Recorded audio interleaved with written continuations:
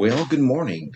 I haven't posted a video in a while, and I've been very busy doing some stuff, and I'm sure you have been too. Hopefully, you've had a chance to catch up with the work I've posted so far, and I only have a couple more things to tell you over the summer here, and then, of course, when the school year starts, we'll pick up with all the things we need to learn, and you should enjoy the rest of your summer.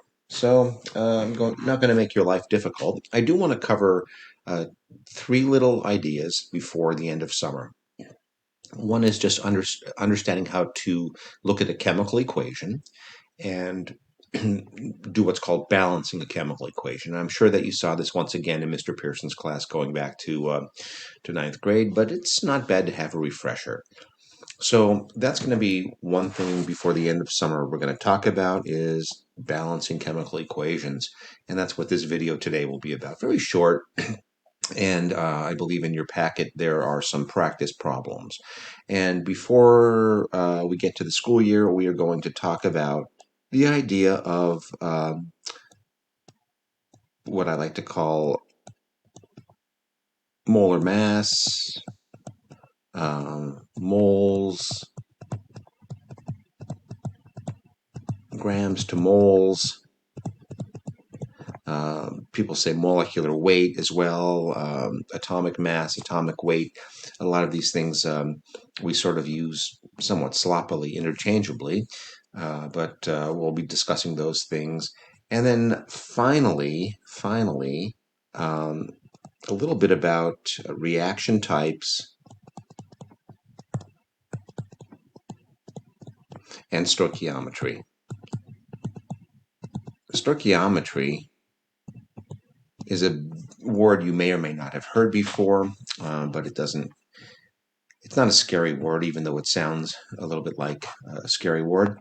It's just basically the algebra of how we deal with chemical equations and relate quantities of reactants to products. So it's not difficult. It requires some understanding of ratios and things like that.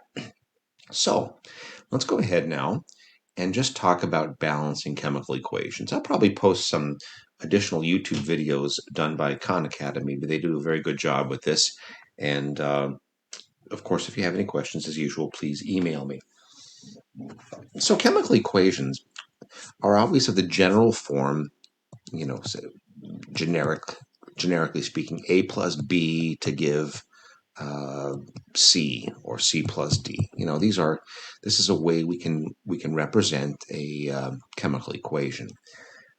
And of course, over here on this side, we have the things that react with each other to form things that are produced. And so we can use those words.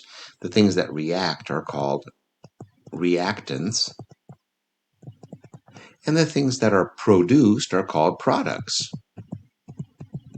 So the names seem to make sense to me, and hopefully to you. Okay, so what's an example of something like this? Well, if I take some hydrogen gas, that little G in parentheses means gas, and I react it with some nitrogen gas, I'm going to get a substance called ammonia, which is also a gas. And if you look at this is a chemical equation. Hydrogen gas, nitrogen gas, they are reacting to form the product, which is ammonia. Now, a couple of things that you need to pay attention to, and that would be looking at the symbols for these elements. Okay, now over here on this side we have hydrogen. Notice that there's a little subscript here. It's a 2. Likewise here, there's a subscript of a 2 for the nitrogen. Well, one of the things we'll talk about in the fall are the so-called diatomic elements, and they occur in nature as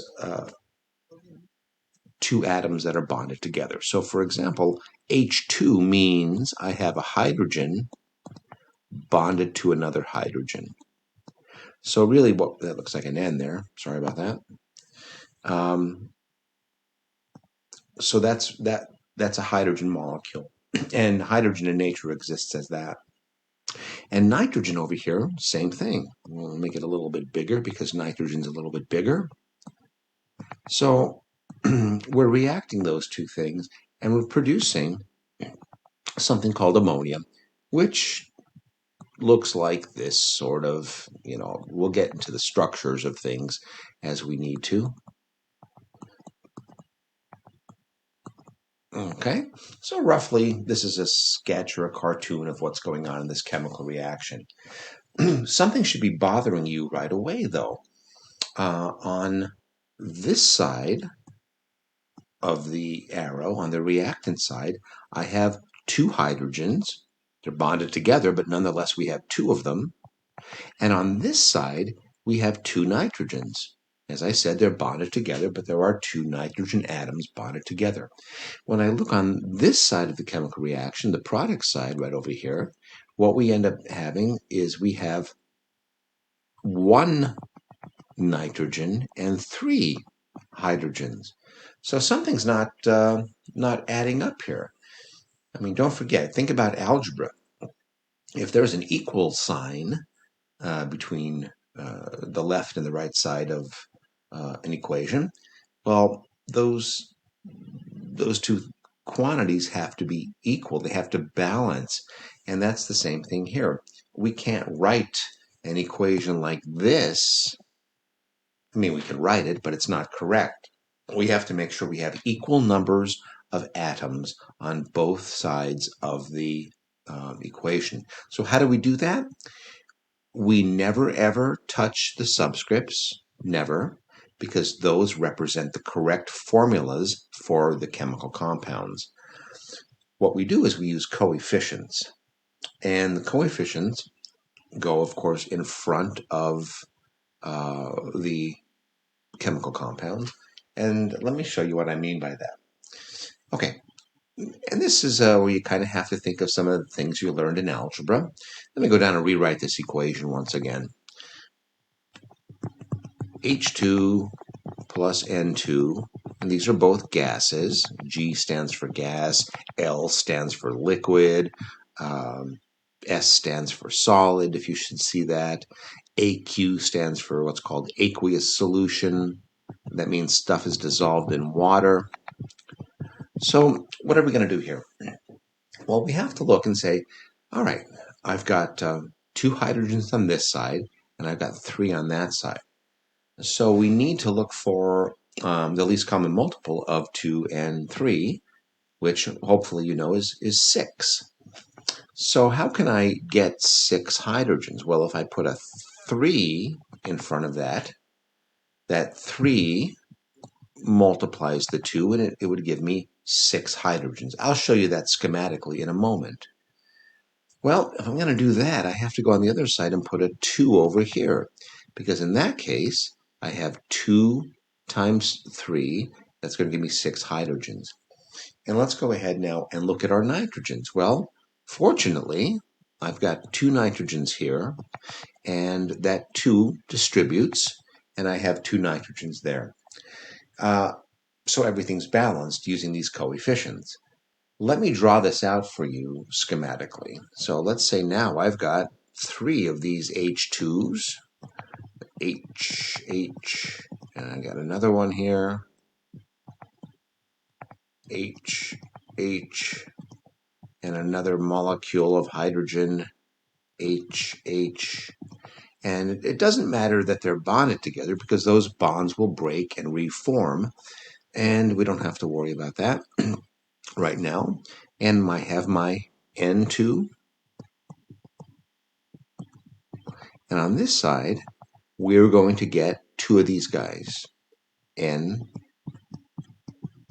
and I'm just, again, this is not a very accurate representation of the shape of these molecules, but we don't care about that right now.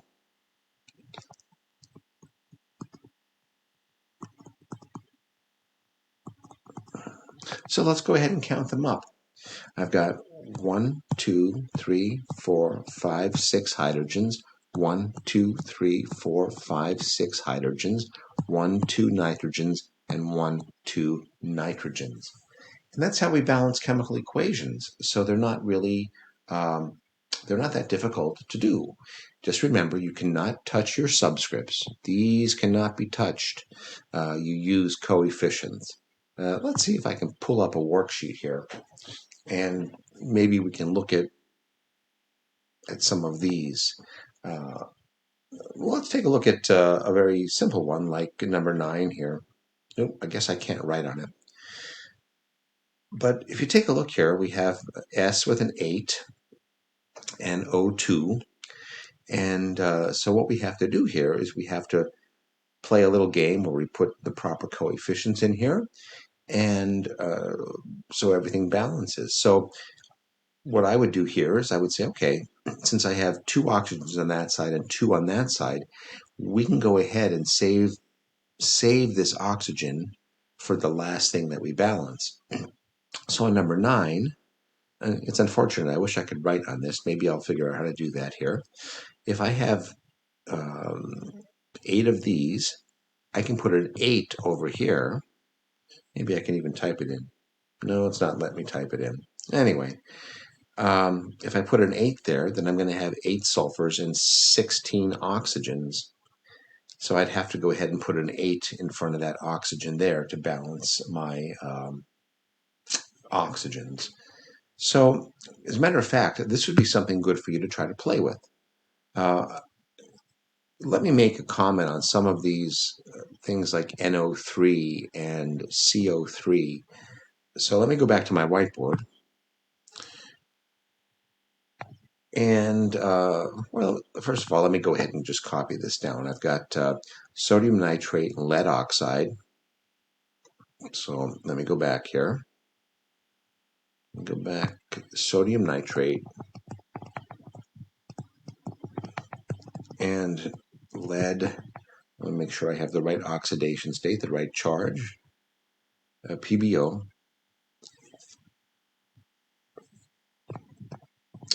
And we are going to see a situation like this.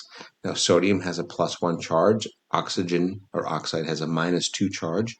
So we're going to need Na2O. That's the chemical formula for sodium oxide. And lead has a +2 charge because oxide has a -2 charge. So I'm going to have this. Lead, nitrate, but I need 2 of those because nitrate has a -1 charge. Again, this is what's called a polyatomic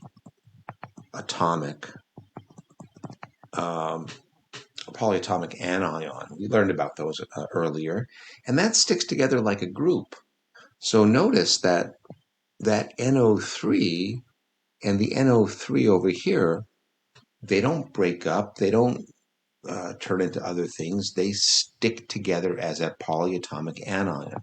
And so you just treat them as a group. Why is it doing that? So if you take a look here, we've got 1 sodium on that side and 2 on that side. Well, if I put a 2 over here, my sodiums are all balanced. So that's good. And notice that the 2 distribute. So I'm going to have 2 nitrates, which I have on this side. So that kind of falls out and is already correct. I have 2 nitrates.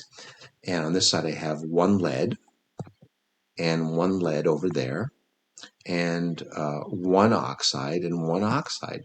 So merely by putting a coefficient on that side, right here, everything was able to be balanced. So it's kind of like a little bit of a game. You have to recognize polyatomic ions and understand that they stay together like groups. So this is a brief introduction to balancing chemical equations. As I said, you've probably seen it before.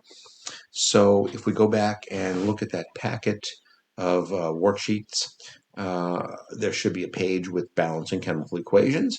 If not, if you want to go back and just look at some of these and recopy them and practice them, there's certainly a chance for you to go ahead and do that.